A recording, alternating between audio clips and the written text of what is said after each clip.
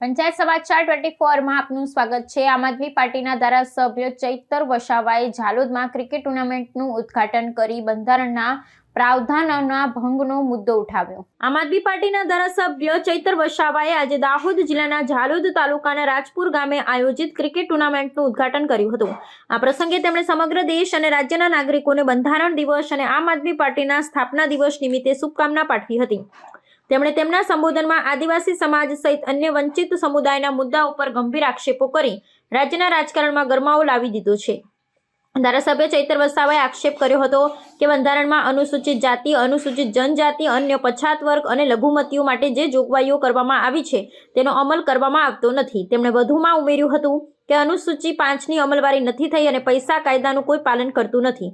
તેમણે જણાવ્યું કે 73A હેઠળની જમીનો બારોબાર આપી દેવામાં આવી છે અને આદિવાસી વિસ્તારમાં બંધાયેલા ડેમોના વિસ્થાપિતોને આજે પણ વળતર જમીન કે નોકરી મળી નથી।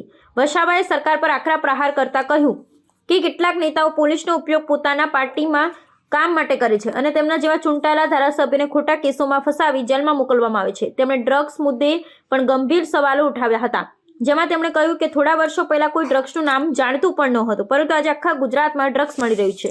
તેમણે ભારપૂર્વક જણાવ્યું કે ડ્રગ્સ આવે છે ક્યાંથી અને તેની પાછળ કોનો હાથ છે તેની તપાસ થવી જોઈએ। તેમણે અંતે જાહેર કર્યું કે આમ આદમી પાર્ટી આદિવાસી લોકોના હિત માટે તાલુકા, જિલ્લા પંચાયત અને નગરપાલિકાઓની તમામ બેઠકો પર ચૂંટણી લડશે અને આ તમામ મુદ્દાઓને લઈ સડકથી લઈ સંસદ સુધી અવાજ ઉઠાવશે। જોગવાઈ આપવામાં આવી છે। તમે જોયું હશે આઝાદીના 78 વર્ષ પછી પણ એ અનુસૂચિ 5 આપણે ત્યાં લાગુ કરવામાં નથી આવી, માત્ર કાગળ પર છે, બંધારણ પર છે। અનેક વખતે હાઈકોર્ટ, નામદાર સુપ્રીમ કોર્ટે સરકારોને તાકીદ કરી છે કે અહીં તમે અનુસૂચિ 5 લાગુ કરો, છતાં આ સરકારોએ એ સુપ્રીમ કોર્ટ અને એ હાઈકોર્ટની પણ અવગણના કરી છે। ત્યારે આજે તમે જોયું હશે કે બંધારણમાં એ ચાહે અનુસૂચિ 5ની વાત હોય, એ ચાહે 1996 ના પૈસા એક્ટની વાત હોય, 1983 ના 73AA ના કાનૂનની વાત હોય કે બીજી અનામત બાબતોની વાત હોય, આજે આપણા આદિવાસી સમાજમાં એકતા નથી। આપણે બધા પાર્ટીઓમાં વહેંચાયેલા છે, સંગઠનોમાં વહેંચાઈ ગયા છે, આજે આપણે ધર્મ સંપ્રદાયોમાં વહેંચાયેલા છે। આપણામાં એકતા ન હોવાના કારણે સરકાર આજે પણ એ અનુસૂચિ 5 લાગુ નથી કરી શકી। પૈસા એક્ટનો ચુસ્તવાર અમલ નથી થતો, 73AA ની જમીનો આજે છીનવાઈ જાય છે। કોઈ પણ પ્રોજેક્ટ આવે છે ત્યારે ગ્રામ સભાની પરવાનગી લેવામાં નથી આવતી, કોઈ વ્યક્તિની જમીન જાય છે એની પરવાનગી લેવામાં નથી આવતી, પબ્લિકની જાહેર હિયરિંગ કરવામાં નથી આવતું અને બારોબાર જમીનો સંપાદન થાય છે। સત્તામાં બેઠેલા કેટલાક નેતાઓ, કેટલાક અધિકારીઓ પોલીસનો ઉપયોગ કરે છે, સત્તાનો દુરુપયોગ કરે છે, પોલીસનો કાફલો ખડકી દેવામાં આવે છે અને નેશનલ હાઈવે હોય, ભારતમાલા પ્રોજેક્ટ હોય, કોરિડોર હોય, એરપોર્ટ માટેની જમીનોની વાત હોય, જંગલની જમીનોની વાત હોય, નેશનલ હાઈવેની જમીનોની વાત હોય કે આ વિસ્તારમાં ચાલતી હાઈ ટેન્શન લાઈનો કાઢવાની હોય, નહેર કાઢવાના હોય કે ડેમો બનાવવાના હોય, જ્યારે પણ જમીનોની જ્યારે પણ જરૂર પડી છે ત્યારે આદિવાસી સાથે ન્યાય નથી થયો। આદિવાસી સમાજ પરથી એ જમીન સત્તાનો દુરુપયોગ કરીને ખોચવી લેવામાં આવી છે। ત્યારે મારા સાથીઓને હું વિનંતી કરું છું, જ્યાં સુધી આપણે નહીં જાગીશું, એક નહીં થઈશું, એક મંચ પર નહીં આવીશું, આવનારા દિવસોમાં પણ આવા અનેક પ્રોજેક્ટોના આવતા આપણી જમીનો જે કંઈ બચી કૂચી છે પણ જતી રહેવાની છે। આજે ઉદ્યોગ જગતની નજર આપણી જળ, જંગલ અને જમીનો પર છે। તમે જોયું હશે આજે છત્તીસગઢ હોય, આસામ હોય, ઝારખંડ હોય, કોઈ પણ જગ્યાએ જે નક્સલવાદની પ્રવૃત્તિઓ થાય છે એમાં તમામ આદિવાસી આગેવાનો હોય છે। કોઈને શોખ નથી થતો હાથમાં હથિયાર લેવાની, કોઈને પોતાના પરિવાર ગામથી દૂર થવાની ઈચ્છા નથી રહેતી, કોઈને જંગલમાં ભટકવાની ઈચ્છા નથી રહેતી, પણ પોતાના પૂર્વજોએ આપેલા જળ, જંગલ, જમીનના અધિકારો બચાવવા માટે, પોતાના સામાજિક અધિકારો બચાવવા માટે, સંવિધાનિક અધિકારો બચાવવા માટે આપણા લોકો, તમામ દેશના લોકો લડી રહ્યા છે। આજે તમે જુઓ દેશમાં જેટલી પણ આર્મી છે, BSF છે, જેટલી પણ ફોર્સ છે, અડધી ફોર્સનો ઉપયોગ એ આપણા આદિવાસી સમાજ સાથે લડવા માટે સરકાર ઉતારી રહી છે। નક્સલીઓ બતાવીને એમના પર એન્કાઉન્ટરો થયા છે, એમને ઠાર મારવામાં આવેલા છે। એમનો ઇતિહાસ જોશો, એમના દાદા પરદાદાઓ, ત્યાંના જ્યાં પૂર્વજો એ ત્યાંના મૂળ માલિકો હતા એમના જમીનોના રક્ષણ માટે, જ્યારે અદાણી અંબાણીના પ્રોજેક્ટોને રોકવા માટે એ લોકો સરકાર સામે અવાજ ઉઠાવે, ઉદ્યોગપતિઓ સામે અવાજ ઉઠાવે, કોર્પોરેટરો સામે અવાજ ઉઠાવે, ત્યારે એમની સામે નક્સલીઓનો સિમ્બોલ લગાડે એમની સાથે આ અત્યાચારો થાય છે.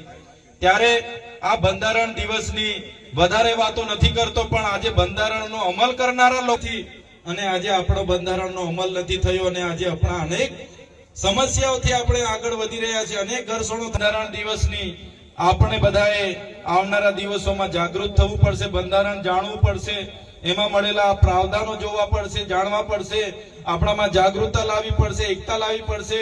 આપણી પરંપરાઓ, આપણી અસ્મિતાઓ, આપણી સંસ્કૃતિનો બચાવ કરવા માટે આપણે બધાએ જોવું પડશે. સાથે આજનો કાર્યક્રમ એ ક્રિકેટના ટુર્નામેન્ટના ઉદ્ઘાટનનો કાર્યક્રમમાં મને આમંત્રિત કર્યા છે. ત્યારે સાથીઓ, ત્યારે અહીંયા જે પણ લોકો ભાગ લેવાના છો, રમત ગમતના જે પણ લોકો ઉત્સાહી છો, એમને બધાને હું શુભકામના આપું છું. જે પ્રકારે આપણા જીવનમાં બધી જ વસ્તુઓની જરૂર છે, જમવા, ભણવા, શિક્ષણ, નાચ ગાન, એ રીતના રમત ગમતનો પણ આપણા જીવનમાં એક ખૂબ મોટો ફાળો રહ્યો છે. રમત ગમતથી તમે બધા જાણો છો એ પ્રકારના શારીરિક શક્તિઓ આપણી બહાર આવે છે, એકબીજા સાથે મિત્રતા કેળવાય છે, શિસ્તની ભાવના, અનુશાસન આપણે શીખીએ છીએ. અને એ જ રમત દિવસોમાં ઘણા લોકો પોતાનું કેરિયર પણ રમત ગમતમાં બનાવે છે. ત્યારે આજના ક્રિકેટ ગ્રાઉન્ડમાં જેટલી પણ ટીમો ભાગ લેવાની છે એમને મારા તરફથી હું શુભકામનાઓ પણ પાઠવું છું. સાથે સાથે અહીંયા ઘણા મોટી સંખ્યામાં યુવાન સાથીઓ ઉપસ્થિત છે, ત્યારે મારા યુવાન સાથીઓને પણ કરું છું, આપણા યુવાનો 11 વાગ્યાથી ડીજેમાં નાચતા થાય અને ડીજે વાળા કદાચ 3 કે 4 વાગે બંધ કરે તો પણ યુવાનો કે ના ભાઈ વગાડો તમે, અમારે નાચવું છે. 11 વાગ્યાથી 4 વાગ્યા સુધી નાચવાની એટલી કુદરતે આપણને શક્તિ આપી છે, અખૂટ શક્તિઓ. તો જે પ્રકારે તમારી શક્તિનો ઉપયોગ નાચવામાં, કૂદવામાં આપણે બધા કાઢીએ છીએ, એ જ પ્રકારે આપણી શક્તિનો ઉપયોગ આપણા કેરિયર બનાવવા માટે પણ કરવો પડશે, શિક્ષણ માટે પણ કરવો પડશે. આપણા પરિવારના, આપણા બાળકોને કઈ રીતના ભણાવવું એના માટે પણ આપણે વિચારવું પડશે. મારા ઘણા વડીલ મિત્રો અહીંયા ઉભા છે. હું ગઈકાલે રસ્તે આવતો હતો, હું ત્યારે રાજપીપળાથી નીકળ્યો, પાવાગઢથી આવ્યો, આખા રોડ ને રોડ ભરેલા. 2-3 જગ્યાએ જમરૂક લેવા અમે ઉભા રહ્યા અને યુવાન નાના છોકરાઓ પાછળ બેગ અને ટોળે ને ટોળા યાત્રામાં હતા. બધા છોકરાઓ મને કે સાહેબ ફોટો પડાવવાનો છે. મેં ઉભો રહ્યો, મેં કીધું બેટા ફોટો પાડી લો. મેં કીધું ક્યાંથી આવો છો? એટલે એમણે ગામડાઓના નામ લીધા, અમે આ ગામના છે, આ ગામના છે, આ ગામના છે. મેં પૂછ્યું છોકરાઓ ભણો છો કે નહીં? એમણે કીધું ભણીએ છીએ સાહેબ અમે. મેં કીધું કયા ધોરણમાં ભણો છો? કોઈ કીધું અમે 9માં છે, 10માં છે, કોઈ કીધું અમે 8માં છે. મેં પૂછ્યું કેટલા દિવસથી યાત્રામાં નીકળેલા છો? એમણે કીધું અમે 15 દિવસનો અમારી યાત્રા છે. મેં કીધું શાળા? તો શાળા સાહેબ 15 દિવસે રજા. મેં કીધું લો ભાઈ.